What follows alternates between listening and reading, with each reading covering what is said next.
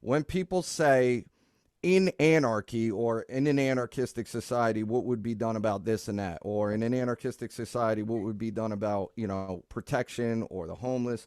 What you are literally saying, not figuratively, what you're actually literally saying is, but without rulers, what would be done about this, that, and the other thing? But without rulers, how would we function as a society?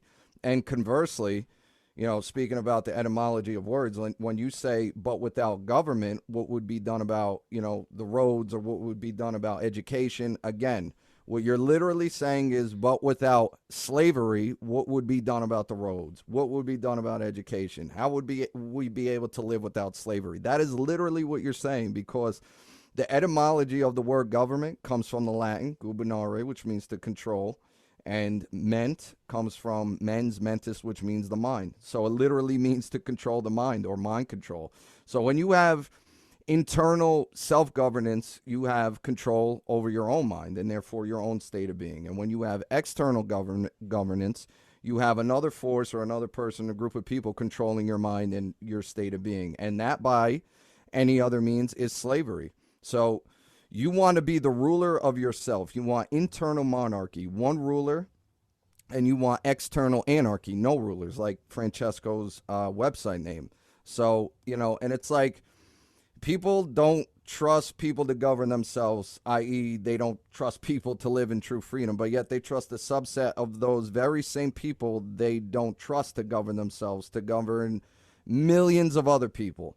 It's like when they speak of government, they're speaking of a class of beings who aren't just simply human. It's like you don't trust people to govern their own lives, but then what species do you, wish to comprise government?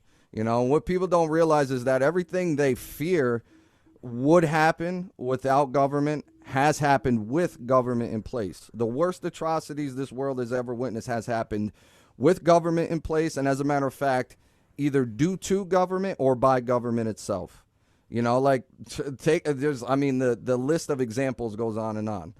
Anarchy didn't lead to ruling classes forming in every geographical area around the world, which led to the deaths of over 260 million people by the hands of their own ruling class, let alone, wars of aggression being initiated amongst those ruling classes. Anarchy didn't lead to 2 world wars, which led to the deaths of tens of millions of people. Anarchy didn't lead to countless, perpetual wars amongst ruling classes, which, have and continue to destroy the lives and livelihoods and infrastructures of societies all over the world. Anarchy didn't lead to people being extorted up to half of their earnings each year. Anarchy didn't lead to all the major information sources being monopolized and controlled. Anarchy didn't lead to a big brother surveillance state where everything we say and do is monitored. Anarchy didn't lead to this whole mess that we're in, the entire global economy being shut down, small businesses being destroyed, mask mandates, forced injections.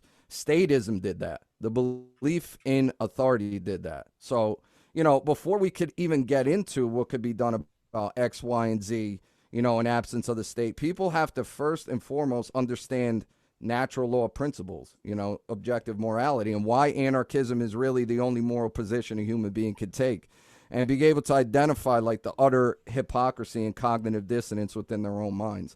Then, from there, once that's understood and the foundation is laid, we could get into how things could actually work.